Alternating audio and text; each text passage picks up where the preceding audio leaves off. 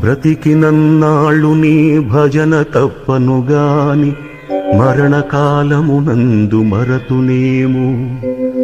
ఆ వేళ యమదూతలాగ్రహంబున వచ్చి ప్రాణముల్ పెకలించి పట్టునప్పుడు కఫవాత పైత్యముల్ కపగా భ్రమచేత కంపముద్భవమంది కష్టపడుచు నా జిహ్వతో నిన్ను నారాయణాయల్చు పిలుతునో శ్రమచేత పిలువలేనో.